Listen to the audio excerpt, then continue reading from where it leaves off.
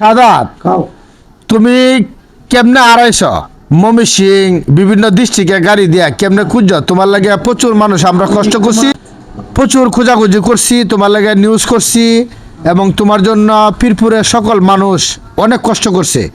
এখন সাদাত পীরপুর 1 নং ওয়ার্ড 2 নং রামদিনান কুলিয়াচর কিশোরগঞ্জ আমাদের মরহম কাজল ভাই, এই কাজল ভাইয়ের ছেলে শাহাদাত হোসেন একটু মানসিক ভারসাম্যহীন, সে কিভাবে হারাইছিল তার সাক্ষাৎকার নিচ্ছি, তারা পাওয়া গেছে। আমি আপডেট দিছিলাম আপনাদেরকে, আপনাদের সকলকে শুভকামনা রইল। তার মুখ থেকে শুনি।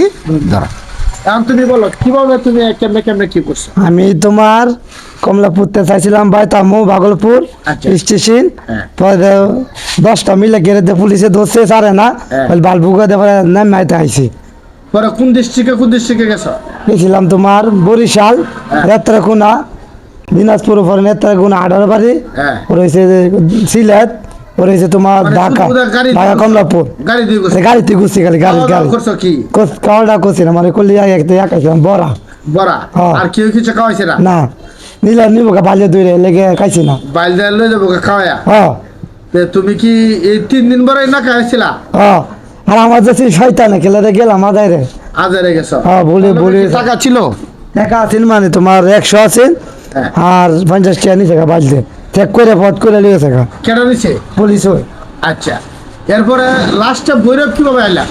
লাস্টে বলে ভাই তোমার ইয়াদে কি শুনতে মুসিমতে পারে ওরে যাইছি, বইতে নামছি বিজয় দে আল্লাহ দে নামছে, নামে ওরে দাইছি। আচ্ছা, আল্লাহ দে বাঁচাইছে, আল্লাহ তো তোমার বাঁচাইছে। তুমি কিভাবে আরেবা? আর মনা আর গাড়ি ট্রেনে উঠবা না, আর উঠবো না।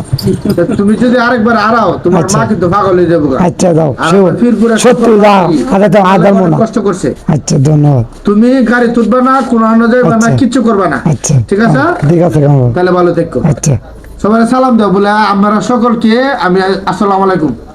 সকলকে আসসালামু আলাইকুম। সবাই ভালো থাকবেন। সবাই ভালো থাকবেন।